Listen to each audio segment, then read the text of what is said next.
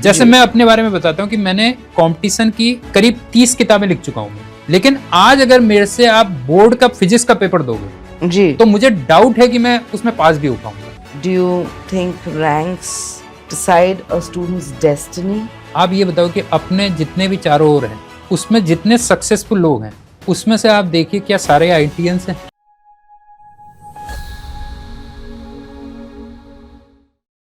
Hello and welcome to another episode of Bookcast, a podcast that is for readers, writers, and thinkers, where we believe that great stories deserve great conversations, where our audiences get to know about the process of writing and the stories behind each book, the happy and the joyous parts, sometimes the sad parts, sometimes the journey of the authors.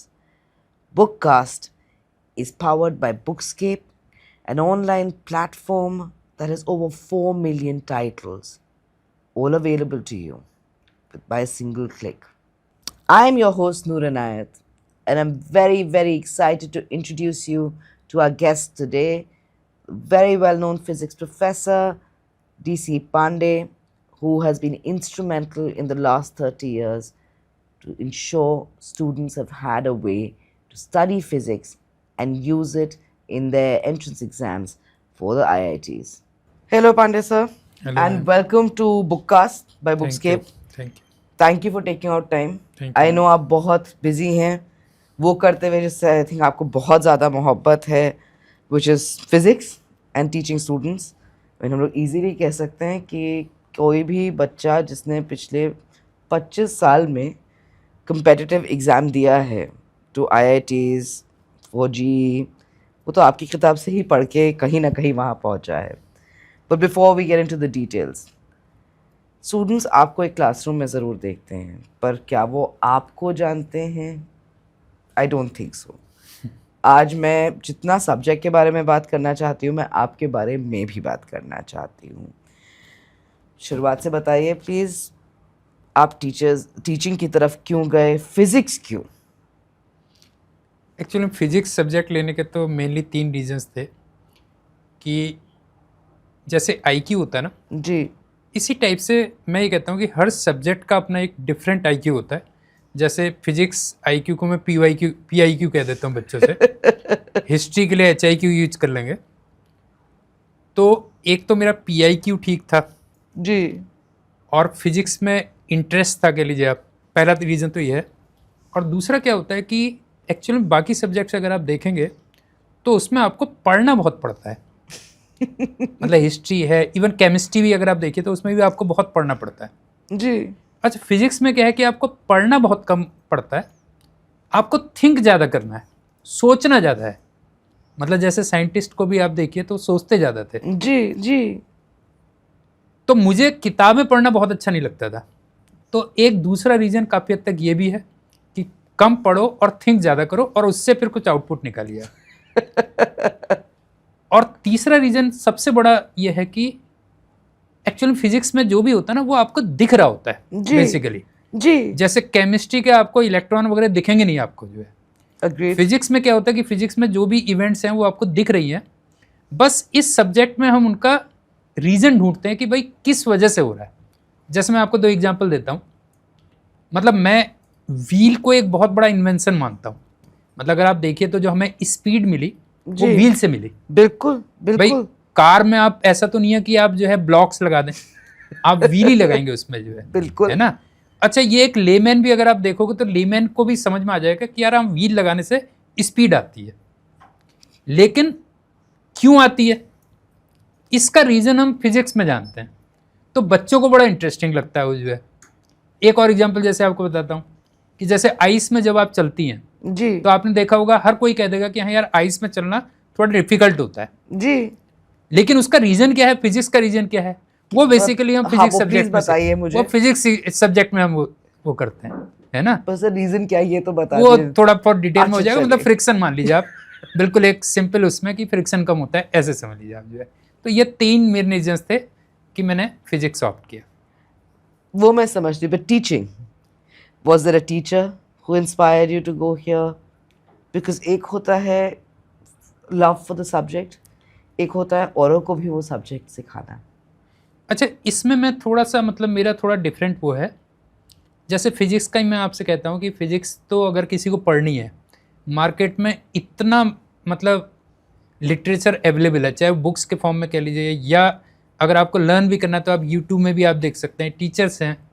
मतलब ठीक है, मैं physics पढ़ाता हूँ मतलब जो है, लेकिन उससे ज़्यादा ये है कि आजकल स्टूडेंट्स को क्या है ना कि प्रेशर बहुत है दिमाग में। जी तो मैं उनको मतलब मैं ये देखता हूँ कि मैं उनका एक मोटिवेटर बहुत अच्छा हूँ, क्योंकि मैं भी उस फेज से गुजरा हूँ।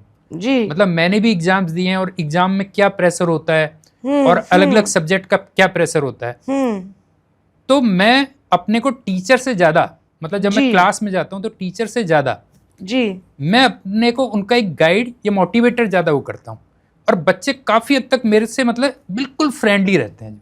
तो मेरे को ये चीज़ बड़ा मतलब वो करती है। और एक चीज़ और बताऊँ जो आप कहते हैं, एक्चुअल में क्या है कि प्रोफेशन का ना आपकी पर्सनल लाइफ पे भी बहुत इफेक्ट पड़ता है। बिल्कुल जैसे सपोज करिए आप वृद्धाश्रम में काम करना शुरू कर दीजिए, जी तो भले ही आपकी एज 25-30 हो, जी लेकिन कुछ टाइम के बाद आप देखोगे आप बुड्ढों जैसी बातें करना शुरू कर दोगे।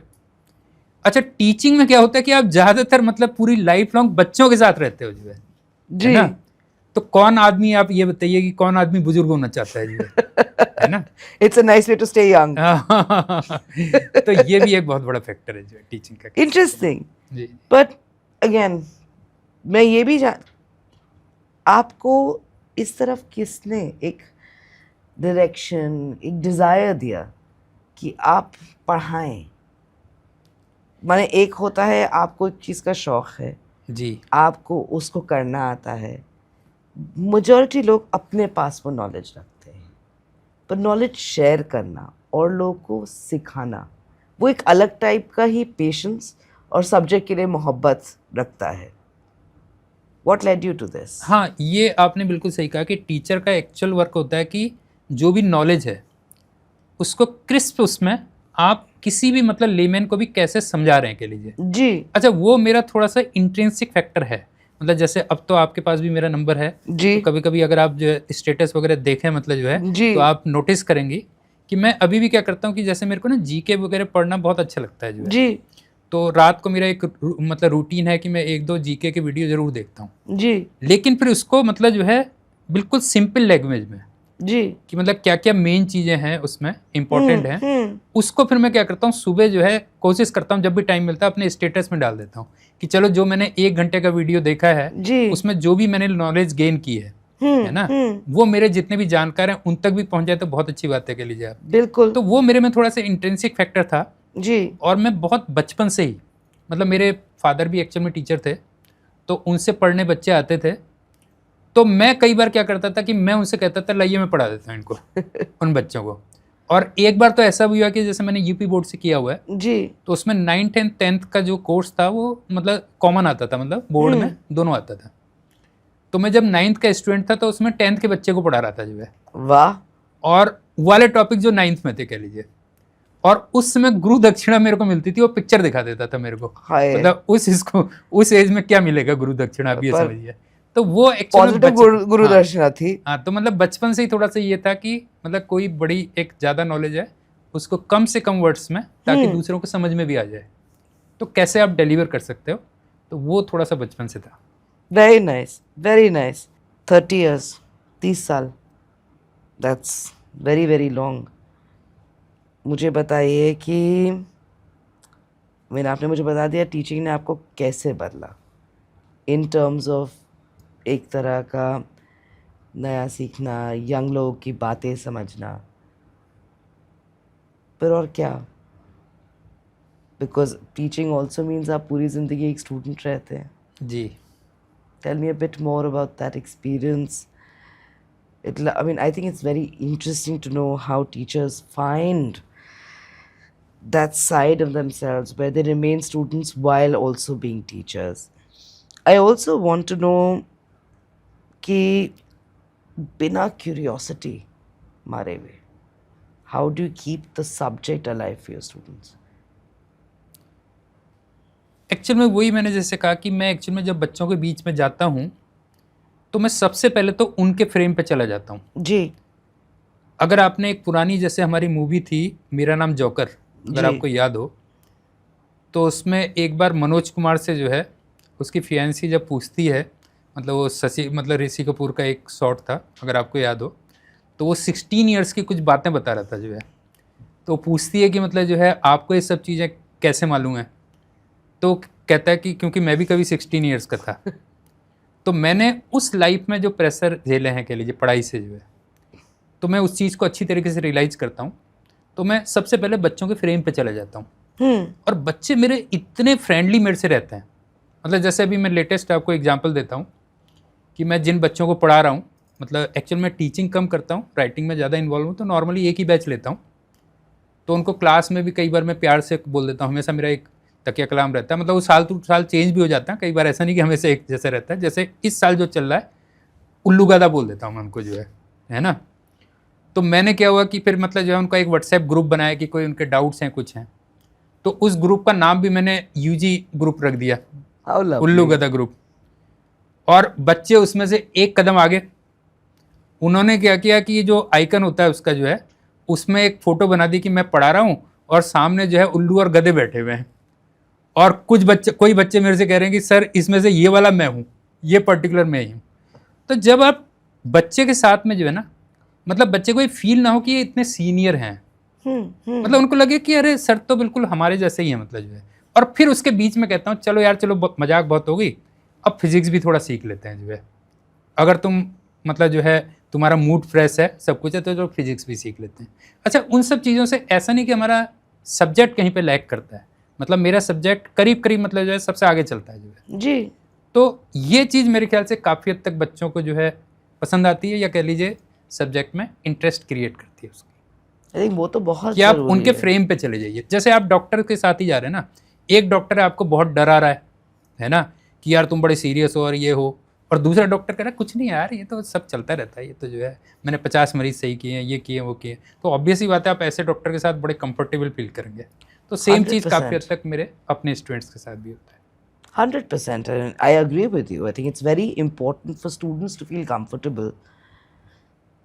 But beyond joking with them, and I know that's very important for students to feel that you're human. Yes. They don't have to be scared of you. Yes. How do you manage to make them feel comfortable enough that वो आके आपको ये बोल पाए कि ये sir ये समझ नहीं आया, ये कॉन्सेप्ट बैठा नहीं? बिकॉज आई नो बहुत बार क्लासरूम में अपने पेयर्स को देख के बच्चे थोड़ा डर जाते हैं क्लियरली बोलने में कि उनको कोई चीज़ समझ नहीं आई, तो वो अलग वक्त भी ढूंढते हैं अपने टीचर से बात करने के लिए।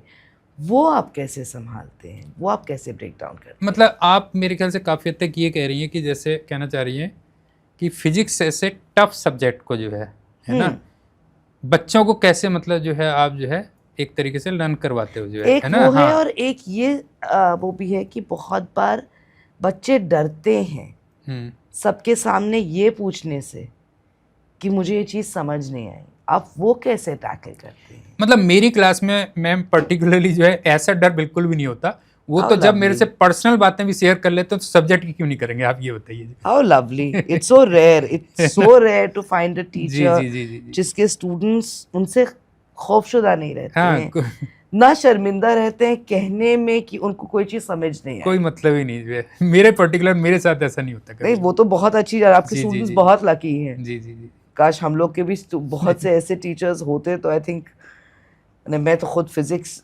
कॉन्सेप्ट समझ पाए, उसका मैंने कॉन्सेप्ट से ज़्यादा मेरे लिए मैं रोज़मर्रा की ज़िंदगी में उसको जी, ढूंढ जी, पाई। जी।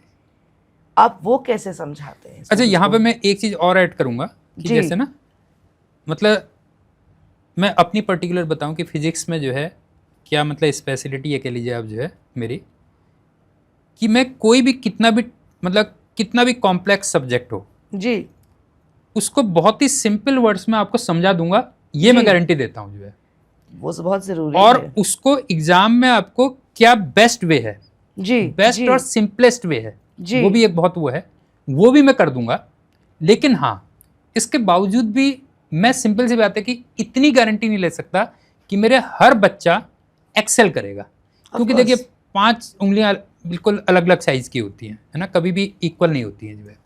और दूसरा, जैसे मैंने स्टार्टिंग में ही आपसे पॉडकास्ट के स्टार्टिंग में कहा कि हर सब्जेक्ट का अपना एक IQ होता है।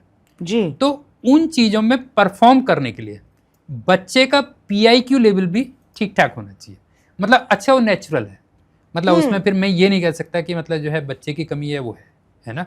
तो जो मेरे पार्ट में होता है मुझे लगता है कि मैं बेस्ट डिलीवर कर देता हूँ, और बच्चों को भी ये कभी कोई प्रॉब्लम नहीं रहती है। That's very nice to hear sir, मैं मजाक नहीं कर रही हूँ। जी आई थिंक एक बच्चे को एक टीचर ही बना पाती है। जी जी जी उसको सब्जेक्ट जो है वो टीचर ही समझा सकते हैं, क्योंकि वो उनका बेस खड़ा कर देता है। और चाहे आप PIQ कहें, चाहे आप HIQ कहें, चाहे आप EIQ कहें, जी कहीं ना कहीं एक टीचर का जो कंट्रीब्यूशन होता है to make a young person pay attention to that subject and know if they're going to excel, be able to do it. Having a good teacher is very important. So I just say your students are very lucky. They're very lucky. I wish all of us had teachers like you. Tell me more about writing. I know you've been writing for a very long time. What drives you to write that often? ये वैसे मैं कई बार अपने कई interview में बोल चुका हूँ, लेकिन आपने पूछा है तो मैं एक बार दोबारा रिपीट करता हूँ। एक्चुअल में क्या था कि मैं, जैसे मैंने स्टार्टिंग में आपसे कहा कि मेरे को पढ़ने का बहुत ज़्यादा शौक नहीं था। जी तो जब मैं इंजीनियरिंग में गया तो वहाँ भी हम नहीं पढ़ते थे। अच्छा, मेरा चांस क्या था कि घर में सारे सिविल इंजीनियर्स थे, तो मेरी रैंक काफ़ी अच्छी थी, बट वो मतलब फैमिली के प्रेशर में क्या हुआ कि उन्होंने मेरे को सिविल दिलवा दी। अच्छा, जिस टाइम में मैंने इंजीनियरिंग की उसमें सिविल में क्या था कि बहुत अनएम्प्लॉयमेंट बहुत ज़्यादा था, जी तो बहुत अच्छी जॉब्स नहीं मिल रही थी, तो काफ़ी टाइम मैं अनएम्प्लॉयड भी रहा। और फिर मुझे लगा कि यार टीचिंग और राइटिंग में जो है, मतलब उस समय इंजीनियर्स IITians काफ़ी आ रहे थे टीचिंग और राइटिंग में, तो मैं इसमें आ गया, इस फील्ड में आ गया। अच्छा, पहले से ही टीचिंग का, जैसे मैंने आपको बताया कि बचपन से इंट्रिंसिक मेरे में थी। अच्छा, लेकिन मुझे ऐसा लगा कि तब तक, जब तक मैं जितना टाइम अनएम्प्लॉयड रहा, उसमें मेरे साथ के जो लोग थे वो काफ़ी आगे बढ़ गए, कह लीजिए। जी अब मुझे लगा कि यार मैं लाइफ में थोड़ा पीछे हो गया हूँ। अब इस फील्ड में रहते हुए मैं कैसे मतलब जो है वो कंपनसेट कर सकता हूँ, कह लीजिए आप। अच्छा, मेरे दादाजी जो थे वो अपने, मतलब मैं उत्तराखंड से हूँ, तो जहाँ भी हमारा विलेज है, मतलब डिस्ट्रिक्ट अल्मोड़ा डिस्ट्रिक्ट आपने सुना होगा जो है, जी जी है ना? ज़रूर। तो बहुत अच्छे मतलब जो है पोएट थे, बहुत बढ़िया। मतलब उनका कई बार आप लिटरेचर अगर देखेंगी, वो अगर वहाँ नहीं होते, वो इलाहाबाद या दिल्ली होते, तो प्रेमचंद के टक्कर के मतलब उनका साहित्य था, कह लीजिए हाउ आप। लवली। मतलब उस टाइम पे लगा लीजिए, ऐसे दादाजी कितने, मैं खुद 60s का हो रहा हूँ, तो मेरे दादाजी कितने वो रहे होंगे, आप ये सोचिए कि उस टाइम पे उनके दिल्ली से जो है, दिल्ली के पेपर में आर्टिकल्स आते थे और ऑल इंडिया रेडियो में उनकी रिकॉर्डिंग है। तो मुझे मतलब जो है क्या था कि वो बहुत मोटिवेट करते थे। मतलब जब हम जाते थे तो उनके मतलब लोग बाग कहते थे कि यार देखो ये इनका जो है ग्रैंडसन है जो है। तो ये सारे मिक्स फैक्टर्स थे कि मेरे में अच्छी चीज़ों को मतलब प्रेजेंट करने का, जो आपकी नॉलेज है उसको प्रेजेंट करने का, और वो बुक शेप में भी आ जाता है, कह लीजिए ना, कि जी, अगर आप नॉलेज को बिल्कुल। कर सकते हैं, वो था। और दादाजी का मोटिवेशन, मतलब इस चीज़ ने मेरे को फिर राइटिंग में लाया, कह लीजिए। That's so lovely. That's so lovely to hear. Sir, एक सवाल मैं हमेशा जिस टीचर को मिलती हूँ मैं उनसे पूछती हूँ। स्कूल एजुकेशन सिस्टम बहुत बदल गया है। अगर आपको सिलेबस रीडिज़ाइन करना होता, पहले तो मैं जानना चाहती हूँ कि आपका ओपिनियन क्या है जिस तरह फिज़िक्स स्कूल्स में पढ़ाया जाता है, एंड अगर आपको एक चांस मिले to redesign the physics course, how it's taught in schools, what would be the 5 things you'd do? मतलब फिजिक्स एज ए सब्जेक्ट तो मैं नहीं कहूँगा, लेकिन जो हमारा एग्ज़ाम सिस्टम है जी उसमें मैं थोड़ा चेंजेस ज़रूर लाना चाहूँगा। जैसे आपने भी अभी सुना होगा, मैं मतलब नॉर्मली IIT JEE और नीट की मतलब तैयारी करवाता हूँ, उन्हीं की बुक्स भी लिखता हूँ। तो उन बच्चों पर मैंने देखा है कि प्रेशर बहुत ज़्यादा है। जी ठीक है, माना कि वो नंबर ऑफ स्टूडेंट्स बहुत ज़्यादा हैं, तो उसकी वजह से जो प्रेशर होगा वो तो रहेगा ही रहेगा, लेकिन गलत सिस्टम की वजह से भी प्रेशर है कुछ हमारा। जैसे अब मैं एक एग्जांपल बताता हूँ आपको कि बच्चों को स्कूल भी मैनेज करना पड़ता है जी और कोचिंग भी मैनेज करनी पड़ती है। अब एक बच्चा जिसको 5 सब्जेक्ट पढ़ने हैं, 5 या 6 सब्जेक्ट पढ़ने हैं, और स्कूल भी देखना है और कोचिंग भी देखनी है, और क्यों उसको देखना है? रीज़न क्या है कि स्कूल में जिस टाइप के क्वेश्चंस पूछे जाते हैं और कंपटीशन में जिस टाइप के क्वेश्चंस पूछे जाते हैं वो बिल्कुल ही डिफरेंट टाइप के होते हैं, ओके ओके, फेयर इनफ। है ना। जी और सिलेबस में भी डिफरेंस होता है उनके।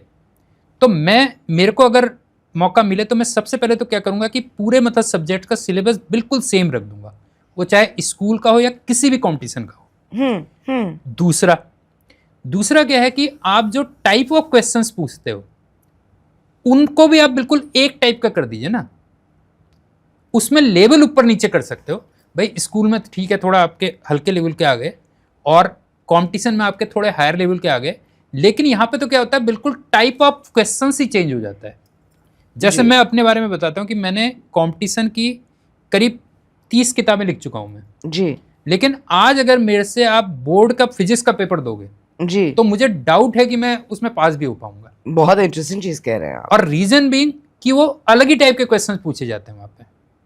और विद ड्यू रिगार्ड्स, इसी टाइप से मैं स्कूल टीचर की बात करता हूँ। बहुत बढ़िया स्कूल टीचर को अगर उन्होंने कंपटीशन की तैयारी नहीं करवाई है, उनको आप किसी कंपटीशन का पेपर दे दीजिए तो वहां भी मेरे को डाउट है कि वो उसको क्रैक कर पाएंगे। तो आप ये बताइए कि जब टीचर जब नहीं कर पा रहा है तो एक बच्चे को आप दो अलग अलग टाइप के वो क्यों कर रहे हैं, आप बताइए। बिल्कुल मैं समझती हूँ। जो बहुत इंटरेस्टिंग, एक एटलीस्ट मेरे हिसाब से बहुत इंटरेस्टिंग सवाल मेरे दिमाग में आ रहा है ये सुन के कि जो GNET एग्ज़ाम्स हैं, कॉम्पिटिटिव एग्ज़ाम्स हैं, क्या उसमें फोकस मार्क्स पे रहता है या कॉन्सेप्ट पे रहता है? नहीं, एक्चुअल में जब कंपटीशन बहुत ज़्यादा होगा, देखिए ना, सिंपल जी। सी बात है, तो फिर अल्टीमेटली तो आपका मार्क्स में ही होगा जो है। लेकिन हाँ ये बात सही है कि अगर आप मार्क्स ला रहे हो, दोनों चीज़ें मतलब जो है साथ साथ चलती हैं। मार्क्स ला रहे हो तो ऐसा नहीं कि आपके कंसेप्ट हिले हुए हैं जो है, कंसेप्ट भी आप सीख रहे होते हैं, ऐसा नहीं कि वो नहीं है। आपके लिए पर्सनली क्या ज़्यादा ज़रूरी है, कॉन्सेप्ट या एग्ज़ाम का आंसर? नहीं, एक्चुअल में क्या है कि जैसे ना, मतलब आप ये समझिए कि जैसे मेरे पास जो बच्चा आ रहा है वो इसलिए आ रहा है कि अगर मान लीजिए मैं उसको आईटी की प्रिपरेशन करा रहा हूँ तो आईटी में उसके जो है अच्छे मार्क्स आ जाएं, जी। मतलब आईटी वो क्रैक कर जाए, फिजिक्स में कम से हाँ। कम न फंसे जो है। और सिलेबस है बहुत ज़्यादा, जी। टाइम है बहुत कम, तो ऑब्वियस सी बात है कि हम सारे टीचर्स कुछ शॉर्टकट्स तो देते हैं उनको। ऑफ ये बात कोर्स, सही है, मतलब जो ऑफ है ना। कोर्स। और अगर बच्चे को, मैं कई बार बच्चे से कहता हूँ कि भैया मैं फिजिक्स नहीं पढ़ाता आपको जो है, ये आप भूल जाओ कि मैं फिजिक्स का टीचर हूँ या फिजिक्स का राइटर हूँ। मैं आईआईटी की फिजिक्स का टीचर हूँ, आईआईटी की फिजिक्स का राइटर हूँ। तो अगर आपको फर्दर बहुत इंटरेस्ट है तो फिर आप यहाँ से क्या करिए कि एक अच्छा कॉलेज लीजिए, है ना, जी। और फिर आप वहाँ पे फिजिक्स के हायर स्टडीज करिए जो है। लेकिन वो अच्छा कॉलेज भी आपको तभी मिलेगा ना जब आप कोई एग्जाम क्रैक करेंगे जो है। तो यहाँ पे थोड़ा सा वो है कि आपको मार्क्स भी इम्पोर्टेंट है आई थिंक, कंपटीशन में जो है। I mean, it makes sense. जी It जी makes जी जी complete sense कि competition becomes important. हाँ। It is logical that students have to be prepared for it and risk. जब रैंक ही आपकी नहीं आएगी, आप ये बताइए, मार्क्स नहीं लाएंगे, रैंक नहीं आएगी, तो आपको अच्छा कॉलेज नहीं मिलेगा, IIT तो obsession. है ना। हाँ मतलब वो तो खैर मैं आईआईटी का तो कभी नहीं रखता हूँ, नहीं, आईआईटी पर मैं ऑब्सेशन में पूछ रही कभी हूँ नहीं। आपका हाँ, ओपिनियन क्या है in this obsession बिल्कुल with बिल्कुल IITs? बेकार है, वो पेरेंट्स ने जबरदस्ती कर दिया है। मैं आपको कई सारे आईआईटीएंस ऐसे दिखा दूंगा जो अपनी लाइफ में बहुत कुछ नहीं कर पाए, और बहुत नॉन आईआईटीएंस ऐसे दिखा दूंगा जो लाइफ में एक्सेल कर रहे हैं जो है। That's an interesting हाँ, point खाली because अननेसेसरी जो है वो बना रखा है जो है, just I mean hype create कर रखी है। आप स्टूडेंट से बात करते हैं, जी जी जी। कितना पेरेंटल प्रेशर है, कितना उनका खुद का डिजायर है? मतलब जितने पेरेंट्स से मैं मिलता हूँ उसमें से 50 to 60% पेरेंट्स काफ़ी प्रेशर करते हैं, लेकिन 50-60% पेरेंट्स मेरे टाइप के भी होते हैं कि यार चिल मार, ठीक है, अपना जो है पढ़ लेना, बस हो गया, है ना, रिजल्ट के बारे में मत सोच, अभी लाइफ में अगर नहीं भी होगा तो कोई बात नहीं, यहाँ से आपका जो है, आप अगर आईआईटी या मेडिकल की तैयारी कर रहे हो तो एक मेंटल लेवल तो थोड़ा इम्प्रूव हो ही जाता है जो है, जी। वो फिर कहीं आप दूसरी चीज़ में भी अप्लाई कर सकते हो, है ना। तो दोनों टाइप के पेरेंट्स होते हैं। That's interesting. स्टूडेंट्स किस तरह के स्टूडेंट्स होते हैं? बिकॉज एक होता है पेरेंट, एक होता है स्टूडेंट। जी जी जी जी। थोड़ा स्टूडेंट्स के बारे में भी बताइए। एक्चुअल में स्टूडेंट्स के बारे में इस एज में क्या होता है ना कि बच्चे थोड़ी कम एज के होते हैं, तो उस पर और कई सारे प्रेशर भी होते हैं। पेरेंटल प्रेशर तो रहता ही है, कह लीजिए आप, और समाज का प्रेशर भी बहुत ज़्यादा होता है कि पता लगा कि अरे यार मेरा सिलेक्शन नहीं हुआ जो है ना, तो मेरे पड़ोसी क्या कहेंगे, मेरे दोस्त क्या कहेगा। तो उसको भी मैं कई बार स्टूडेंट से कहता हूँ, देखो ऐसा है कि आपकी जो नज़रें झुकनी चाहिए वो किसी गलत काम में झुकनी चाहिए। आपने गलत काम किया है तो ज़रूर हाँ गलत बात है, लेकिन आपने किसी भी कॉम्पिटिशन की तैयारी की और उसमें आप सक्सेसफुल नहीं हो पाए, तो इसमें नज़रें झुकने वाली कौन सी बात है। मैं तो उनसे कहता हूँ तुम घंटी बजा के मतलब जो है पड़ोसी को बता के आना, अगर तुम्हारा नहीं सक्सेसफुल हो पाए तो उनसे कह के आना कि मैंने भैया पूरी ऑनेस्टी के साथ जो है पढ़ाई की और मेरा नहीं हुआ selection. That's so lovely to hear. It's so lovely to hear because there are very few teachers who care about their students' mental health हाँ वो बहुत much more than their achievement. बहुत इंपॉर्टेंट है। यहाँ पे मैं एक चीज़ और ऐड करूँगा, जैसे आपने भी देखा होगा यूट्यूब वगैरह में देखा होगा जो है कोई भी कोचिंग इंस्टीट्यूट्स या कोई भी टीचर्स मतलब ये क्लेम करते हैं कि हमारे टॉप 100 में इतने बच्चे आए। अच्छा, बच्चा जब तैयारी स्टार्ट करता है ना, उसको वही सपने दिखा रहे होते हैं। सपने क्या मतलब ये दिखा रहे होते हैं कि मैंने इतने टॉप 100 में इतने स्टूडेंट सेलेक्ट हुए। अब आप एक सिंपल सी कैलकुलेशन करिए, जैसे इस बार आईआईटी के पेपर में करीब करीब 13 लाख स्टूडेंट्स बैठे थे। Wow. उसमें से 100 स्टूडेंट्स मतलब 100 रैंक के लिए, तो आप ये समझिए कि 13,000 स्टूडेंट में एक बच्चा होगा। अगर आप मेरी कैलकुलेशन अगर गलत नहीं है तो मेरे ख्याल से 13,000 में एक बच्चा होगा जो अंडर 100 आएगा जो है। लेकिन हम उसको जो है पहले दिन से सपने कौन से दिखा रहे हैं, टॉप 100 के सपने दिखा रहे हैं, और पता लगा लास्ट में आके क्या होता है कि उसका जेई मेंस भी क्लियर नहीं हुआ जो है। तो आप क्या करिए कि बच्चे को ना स्टेप बाय स्टेप आगे बढ़ाइए जी कि आप सबसे पहले कहिए भाई तुम्हारा जो टारगेट है जेई मेंस में 99 फॉर एग्जाम्पल परसेंटाइल लेके आना है। अब आपने देखा कि हाँ ये बच्चा यहाँ तक ले आया है, अब थोड़ा सा उसका और आगे बढ़ाइए कि चल यार तू ठीक है यहाँ तक ले आया, अब तू 99.5 भी ला सकता है। मतलब स्टेप बाय स्टेप करिए, जबकि यहाँ पे होता उल्टा है। पहले दिन आपको सपने दिखाते हैं टॉप 100 के और पता लगा लास्ट में आपकी परसेंटाइल आ रही है 40% या 50%। That is a recipe for disaster for the student, for the ये हो रहा है मैम, system. हो रहा है ये बिल्कुल जो है, और इसकी वजह से भी बच्चे बहुत प्रेशर में हैं और बहुत डिप्रेशन में। मुझे तो डेली मतलब जो है आप ये समझिए हर एक बच्चे का मतलब मैसेज आता है जो है। Understandable. I mean, यहाँ से मैं पूछती हूँ कि एक 11th के बच्चे हाँ आप क्या कहना चाहेंगे? कोई सेंस ही, अच्छा 11th जो बच्चा 11th में है, जो एक्चुअली इन मेनी वेज वो जो एक final step to prepare for the IITs ले रहा है, बिकॉज 11th 12th में जो आप पढ़ना शुरू करते हैं, जो आप अटेंशन पे, उसका तो एंड रिजल्ट होता ही है कि मैं IIT में जाऊंगा। उसको आप क्या कहना चाहेंगे when he or she is about to take that first step? मतलब जब आप ये कह रही हैं कि जैसे जिस दिन प्रिपरेशन स्टार्ट करता है तो स्टेप बाय स्टेप उसको कैसे प्रिपरेशन करनी चाहिए। मैं ऐसे स्टूडेंट्स को भी जानती हूँ जो क्लास 6 से शुरू हो जाते हैं, क्योंकि एक प्रेशर रहता है कि अगले 6 साल में सब सीख लो कि 7वें साल में तुम बैठ के IIT का अपना एंट्रेंस दो और तुम्हारा क्रैक हो जाना चाहिए। पर मैं बात कर रही हूँ जब 11th 12th में तो आपका स्पेशलाइजेशन शुरू हो जाता है। वो जो बच्चा 11th में गया है, उसको पता है अब there is no way out, अब मैं फंस गया या फंस गई इसी डायरेक्शन में जाने के लिए, उसको आप क्या कहना चाहेंगे? पहले तो मैं आपकी वाली चीज़ ऐड करूँगा कि जैसे आप जो कह रहे थे कि कई बच्चे जो 6 क्लास से प्रिपरेशन स्टार्ट कर देते हैं, मैं इसके बहुत अगेंस्ट हूँ और गवर्नमेंट को बहुत ही स्ट्रॉन्ग स्टेप लेने चाहिए जी। जो अगर 11 से पहले किसी कंपटीशन की तैयारी कर रहा है। क्या रीज़न है बताऊँ मैं आपको। सबसे पहली बात तो हम उसका बचपन जो है मार रहे हैं, मतलब जो एज उसकी खेलने कूदने की है उसमें हम उसको IIT की उस टाइप की प्रॉब्लम्स करवा रहे हैं। कितना गलत है आप ये बताइए। I agree, I completely agree. और सेकंड क्या होता है कि मान लीजिए आप तैयारी शुरू कर रहे हैं, तो जब एक्चुअल एग्जाम आता है तो मोस्ट ऑफ द स्टूडेंट्स क्या होते हैं कि उसमें तक एग्जॉस्ट हो जाते हैं, मतलब जब उसको पढ़ना है जो है। तो सबसे पहली बात तो यह है कि आप 11th क्लास से पहले बिल्कुल भी प्रिपरेशन स्टार्ट मत करिए। 11th से अगर आप करते हैं तो एक तो पहली बात होती है कि आप कितना मटेरियल अपने सामने रख रहे हैं। वो क्या करते हैं कि इंटरव्यूज देखते हैं, पता लगा एक टॉपर ने कोई बुक्स बताई XYZ, उसने वो भी खरीद ली, दूसरे टॉपर ने दूसरी किताब बताई वो भी खरीद ली। तो अपने सामने बहुत सारा मटेरियल रख लेते हैं। ऐसा मत करिए आप तीनों सब्जेक्ट में कि आप जैसे इंजीनियरिंग की तैयारी कर रहे हैं तो PCM तीनों जी। सब्जेक्ट में जी। एक एक अच्छा मटेरियल रखिए। हम्म। अच्छा, मटेरियल चूज करते समय भी आपका ये होना चाहिए कि उसमें जैसे नंबर ऑफ क्वेश्चंस जो होने चाहिए, क्योंकि क्वेश्चंस की क्या है ना कि लिमिट नहीं है कोई भी। Of course. Number of questions बहुत ज़्यादा भी नहीं होने चाहिए कि आप कर ही नहीं पा रहे हो, पता लगा एक चैप्टर से आगे ही नहीं निकल पा रहे हो, और बहुत कम भी नहीं होने चाहिए कि पता लगा आप वहाँ पहुँच ही नहीं पाए। फिर आप वैरायटी, मॉडरेट, हाँ वैरायटी होनी चाहिए, मॉडरेट होनी चाहिए।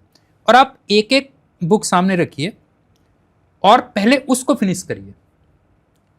99% स्टूडेंट्स में मैंने देखा है कि वो एक किताब ही खत्म नहीं कर पाते हैं, क्योंकि उसको और सब्जेक्ट भी देखना है। वो तो है ही। नहीं है केवल यही नहीं देखना, और सब्जेक्ट भी देखने के लिए आप, और जहां भी आपने टीचिंग कोचिंग ले रहे हैं, आप जिस भी टीचर से पढ़ रहे हैं, आप उस पर 100% फेथ करिए। और तीसरा जो सबसे बड़ा मैंने बच्चों की मिस्टेक देखी है, वो क्या होता है कि जैसे 10th में ना मार्क्स बहुत आ जाते हैं। अच्छा, 10th और 11th में बहुत बड़ा जंप है जी। और 11th के भी आप कंपटीशन में जाएंगे तो वो और भी बड़ा जंप है। तो यहाँ पे पता लगा आप 10th में 100% मार्क्स भी लेके आए, वहां पता लगा जब आप टेस्ट दे रहे हैं, कंपटीशन का जब टेस्ट दे रहे हैं, तो एकदम से आपका बहुत डाउन आता है, पता लगा आपके निगेटिव में मार्क्स आने शुरू हो गए।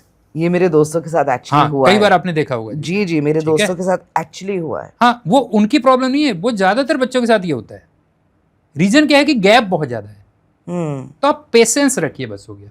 पढ़ते रहिए अपना जो है कंसिस्टेंटली पढ़िए।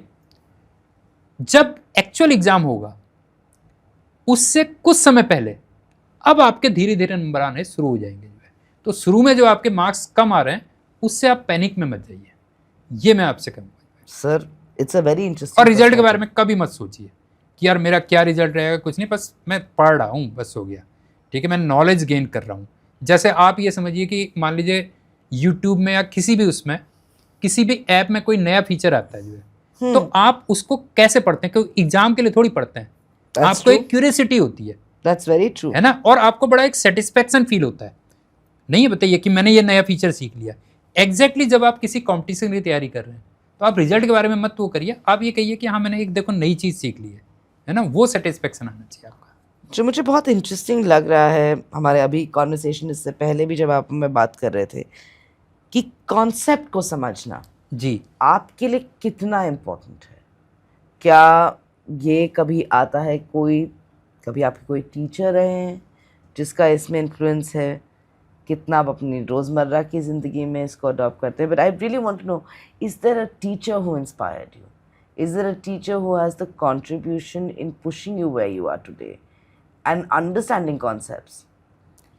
मतलब सब्जेक्ट में तो आप नहीं कह सकते, बट मेरी पर्सनल लाइफ में मेरे एक मैं पर्सनल मैं आपकी not as a physics professor की बात कर रही हूँ, मैं बात कर रही हूँ DC Pandey as a person की।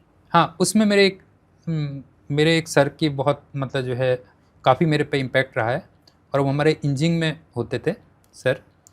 उनका नाम था श्री डॉक्टर SBS सेठ।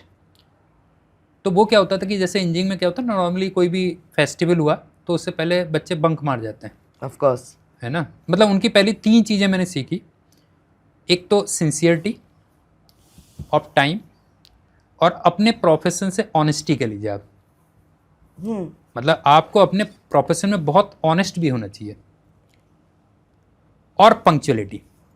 जी। तो उनका जैसे मैं आपको एग्जांपल बताता हूँ कि वो क्या होता था कि जैसे बंक हम जब मार जाते थे क्लास में, अच्छा कई टीचर्स होते थे खुश होते थे कि चलो बच्चे बंक मार गए हैं, है ना, अब हमें भी रेस्ट मिल गया। वो लेकिन क्या करते थे कि क्लास में आते थे और बोर्ड में जितना भी स्पेस मिलता था, मतलब कोई बच्चा क्लास में नहीं बैठा है, जितना भी स्पेस मिलता था उसमें छोटे छोटे वर्ड्स में जितना मैटर हो सकता था उतना लिख लेते थे जो है, उतना लिख के जाते थे जो है। How nice. और एक चीज़ उनमें और बहुत वो थी कि जैसे सपोज करिए आपके मार्क्स नहीं आए तो वो आप पे कभी नाराज नहीं होंगे, कभी भी। उनको अपने अंदर से बहुत दिल से दुख हो जाता था कि इसका मतलब मेरी पढ़ाई में कहीं कमी रह गई है, मतलब मेरे उसमें कुछ रह गया के लिए। तो ये काफ़ी हद तक, जैसे आज भी आपने इंटरव्यू के लिए देखा होगा, मतलब पंक्चुअलिटी ऑफ टाइम जो है आपने देखा होगा, 9 o'clock का आपने टाइम रखा था, ऑन टाइम। मैं एक्चुअली मतलब बिफोर 15 मिनट्स बिफोर ही आ गया था, बिफोर टाइम। तो ये काफ़ी हद तक सर का ही वो है।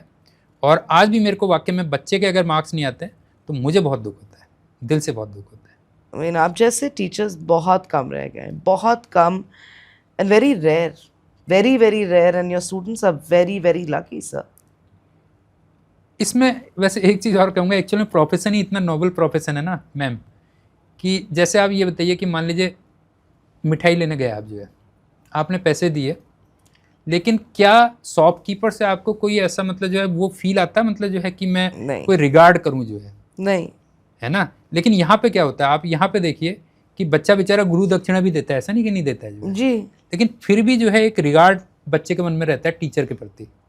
तो जब वो बच्चा इतना रिगार्ड कर रहा है तो हमारी भी तो कुछ रिस्पॉन्सिबिलिटी है उसके। बिल्कुल, तो नोबल प्रोफेशन आज के उसमें यही है, कह लीजिए आप, बिल्कुल काफ़ी हद तक।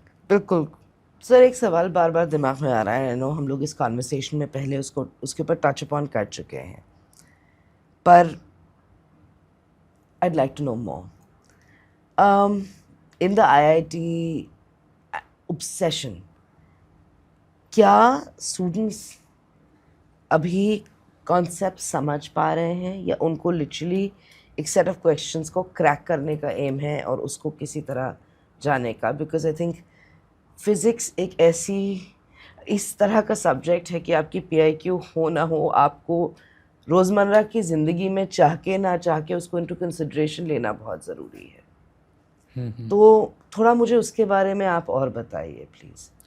मतलब आप काफ़ी हद तक कह सकते हैं कि वे ऑफ स्टडी मतलब क्या होना चाहिए बच्चों का, है ना, जी, उसको ऐसे कह सकती हैं। एक्चुअली फिजिक्स पर्टिकुलरली मैं आपको बताता हूँ कि physics is the subject of concepts जो है।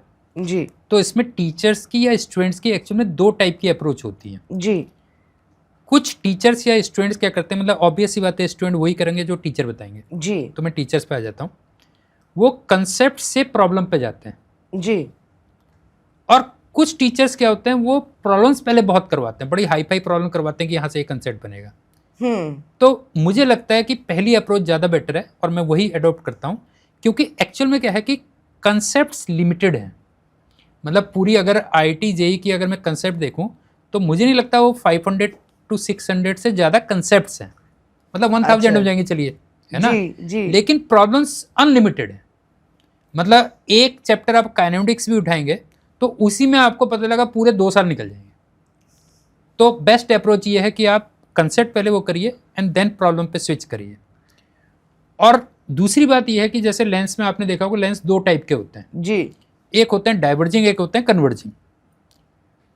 तो स्टार्टिंग में जब हमने टीचिंग स्टार्ट की थी तो वो काफ़ी हद तक डाइवर्जिंग टाइप का रहता था, कह लीजिए आप, मतलब और ज़्यादा दे दें बच्चों को, कितना दे दें, मतलब जो है, मतलब ऐसा लगता था कि बच्चों पे मतलब हमारा जो है इंप्रेशन पड़ेगा, है ना।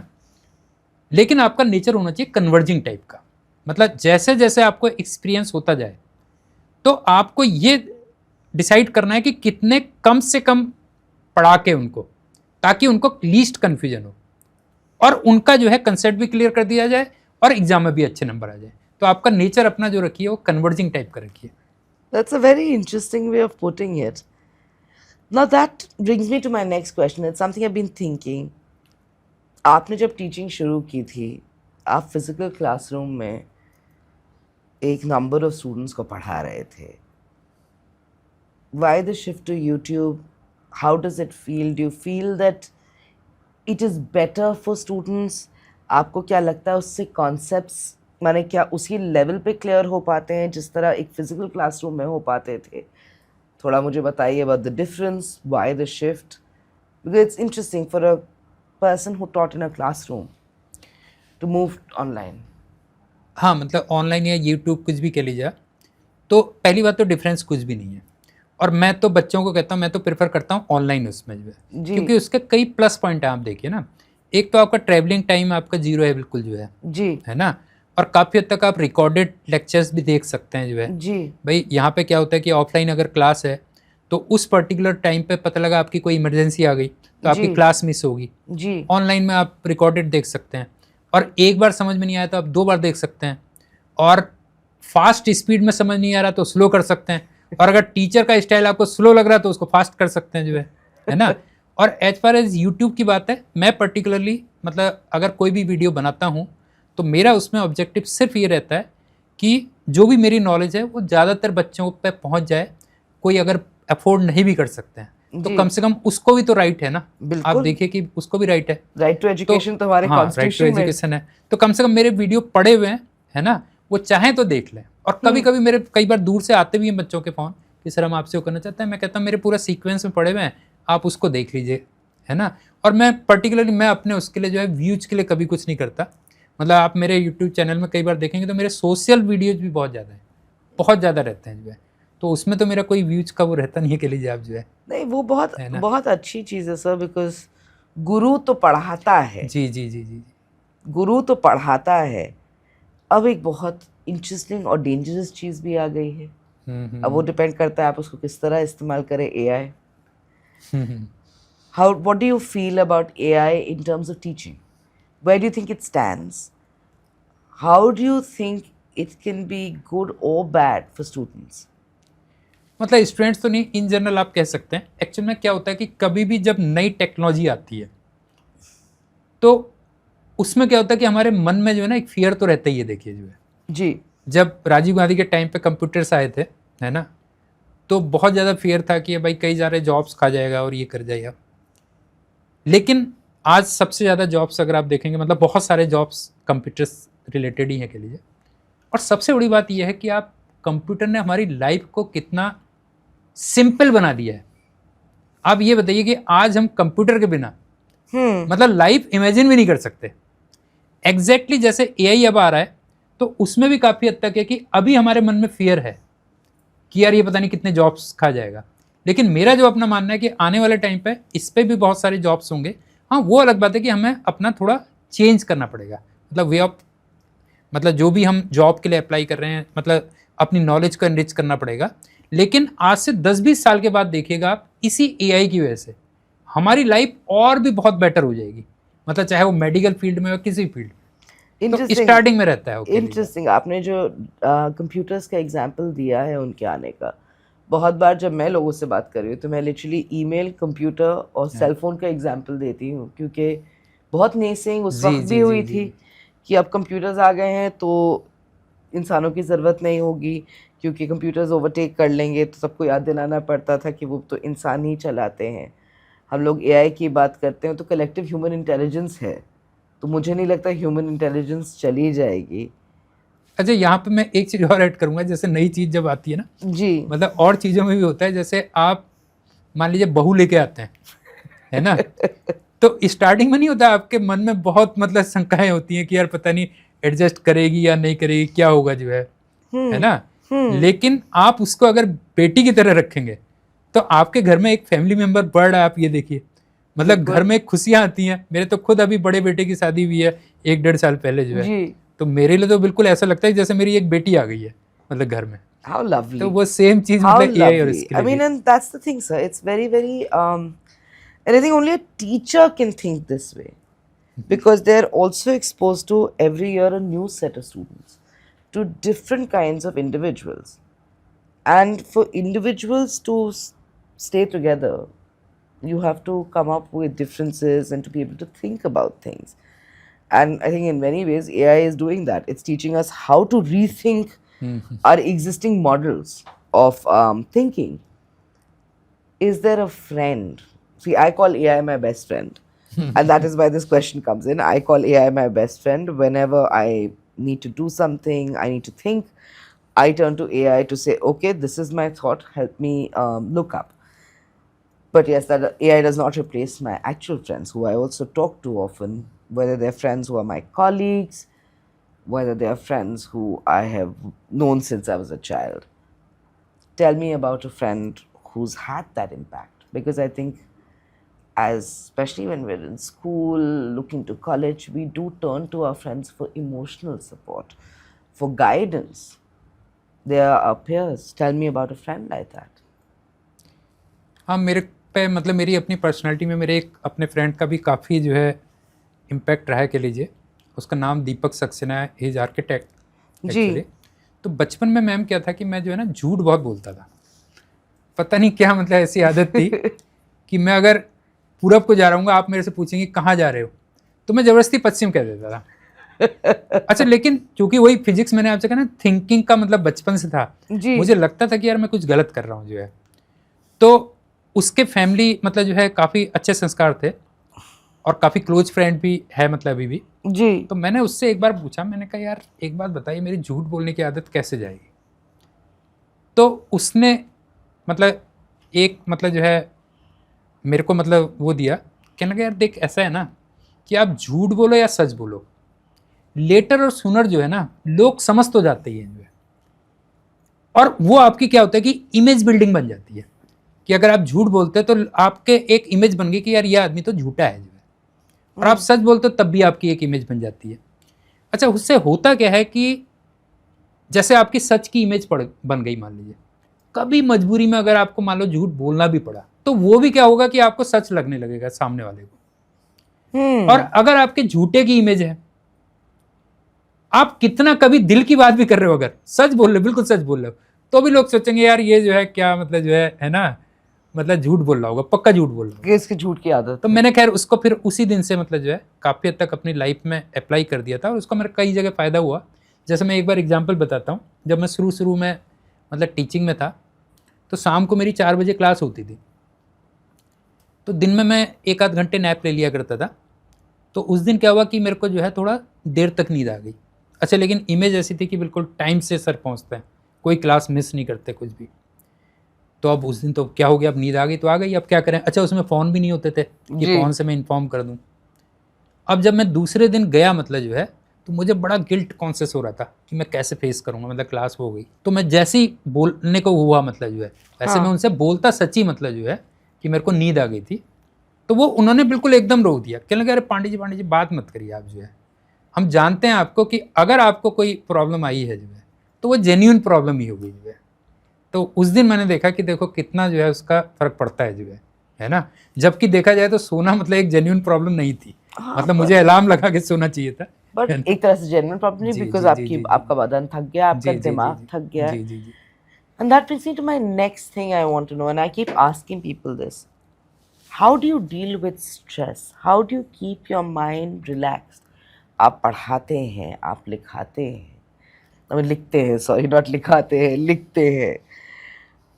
आप अपना स्ट्रेस कैसे मैनेज करते हैं? बिकॉज आप जब पढ़ा रहे हैं तो आप कितने बच्चों की जिम्मेदारी भी ले रहे हैं एक तरीके से कि उनको एक कॉन्सेप्ट समझ आए। एंड आई नो उससे एक दिमाग पे प्रेशर पड़ता है। जब आप लिख रहे हैं, आप चाहते हैं कि जो भी आप लिखें वो करेक्ट हो, वो आसान हो सामने वाले के लिए समझना। एंड ये कोई आसान चीज़ नहीं होती जगल करना। So how do you manage your stress? What do you do to do that? Because I think your students and our listeners will benefit from knowing how someone as senior as you, as experienced as you, and who works with such intensity, learns to manage their stress. आप physics actual में आप कह सकते हैं कि physics मतलब writing and साथ में टीचिंग दोनों चीज़ अगर हो तो बड़ा स्ट्रेसफुल वर्क है, और हम पे बुक का भी काफ़ी प्रेशर रहता है। तो मैं नॉर्मली क्या करता हूँ कि जैसे मेरे को कोई भी अगर मान लीजिए मेरे टास्क है या कोई भी टारगेट है, तो सबसे पहली बात तो क्या करता हूँ कि उसको मतलब जो है ना डे वाइज भी उसको टारगेट में डिवाइड कर देता हूँ। जी। जैसे मान लीजिए मेरे को 25 क्वेश्चंस बनाने हैं आज के दिन में, तो एट ए स्ट्रेच नहीं करता हूँ मैं कि मैं जैसे बिफोर लंच कर लिया कि 10 क्वेश्चन बनाने, आफ्टर लंच कर लिया, ये तो है। लेकिन हाँ, जैसे लोग बाग वीकली ब्रेक लेते हैं, मैं वीकली ब्रेक नहीं लेता एक्चुअल में, क्योंकि वीकली ब्रेक क्या होता है ना कि स्पेशली बुक राइटिंग में बहुत होता है जो है कि आप ले ही नहीं सकते, मतलब आप फ्री नहीं होते हो जो है। मतलब जैसे आप मान लीजिए खाना भी खा रहे हो तो भी आप सोच रहे हो कुछ कि अरे यार मेरा कल का ये टारगेट है। मैं क्या करता हूँ, जैसे 1 या 2 महीने के बाद तब मैं एक साथ 3, 4, 5 दिन का ब्रेक लेता हूँ। और घूमने का बहुत शौकीन हूँ मैं, तो मैं नॉर्मली क्या करता हूँ कि बाहर निकल जाता हूँ, फिर तब मैं फिर पूरा परमानेंट मतलब वो लेता हूँ, मतलब उस बीच में कोई फिर मतलब लिखने के या पढ़ने के टारगेट नहीं ले जाता, तो मैं मंथली वो लेता हूँ ब्रेक। अब आप मुझे बताइए स्टूडेंट्स इसको कैसे इनकॉर्पोरेट करें? स्टूडेंट्स को भी मैं कहता हूँ, कई बार कहता हूँ जी, स्टूडेंट्स को कहता हूँ कि आपकी जो भी हॉबी है, कुछ भी, अगर आपको मान लो पिक्चर देखना अच्छा लग रहा है या मैच देखना अच्छा लग रहा है, तो आप क्या करो पहले से ही ना, अच्छा मैं टिकट भी आपको बताऊँ इंटरेस्टिंगली कि जैसे मुझे कहीं अगर घूमने जाना है, अभी जैसे मैं रिसेंट आपको बताता हूँ, अभी मैं क्रूज में हो गया है जी, और मैं जब वहाँ पे बैठा हुआ था तो मैं अगला क्रूज बुक कर रहा था, और लवली। अभी मैंने नवंबर के महीने का अभी से क्रूज बुक कर दिया है। रीजन क्या है कि मेरे बैक ऑफ द माइंड कहीं पे रहेगा, देखो मैं 9 महीने के बाद जो है ना क्रूज में मतलब जो है वो करूंगा, एंजॉय करूंगा जो है। तो वो मेरे को Fair काफी हेल्प करता है मतलब जो है। मोटिवेशन। हाँ, कई बार वाइफ मेरी कहती है तुम्हें इतनी जल्दीबाजी क्यों रहती है जो है। मैंने कहा मैं ये 9 महीने जो है ना, या जो बीच में मैं ब्रेक लूंगा, वो मेरे को थोड़ा सा वो कर देते हैं कि हाँ मेरे को वहाँ पे एक अच्छा ब्रेक लेना है जो है। तो बच्चों से भी मैं ये कहता हूँ कि जैसे आप पढ़ रहे हो, जो भी आपकी हॉबी है, जैसे पिक्चर देखना मान लेता हूँ मैं, कि आप टिकट भी अभी से बुक कर लो। 1 हफ्ते बाद का मैं टिकट बुक कर लेता हूँ, तो आपको ये रहेगा कि यार चलो 1 हफ्ते बाद मेरे को पिक्चर का ब्रेक लेना है कुछ। तो ब्रेक आपके जरूरी है, एक्चुअली लाइफ में ब्रेक जरूरी है। ब्रेक जरूरी है। जी, एंड आई जी, थिंक जी, बहुत कम लोग समझते हैं कि it's not just the body, the mind needs a break to restart. जी, जी, जी। और उनको पहले से बुक कर लो तो और बेटर रहता है। ऑब्वियसली आप देख रहे हो, लुकिंग फॉरवर्ड कि अब मेरे पास ये करने को, हाँ। चलो इसको मैं ढंग से कर लूं कि हाँ। तब मैं पीसफुली ब्रेक ले सकता हूँ। और उसमें ये भी होता है ना, टिकट्स के फॉर्म में, चलो पिक्चर के टिकट तो सस्ते नहीं मिलेंगे, लेकिन आप अगर फ्लाइट के टिकट बुक कर रहे हैं या कोई टिकट बुक कर रहे हैं तो वो थोड़े चीप भी मिल जाते हैं। दोनों चीजें हो जाती हैं उससे।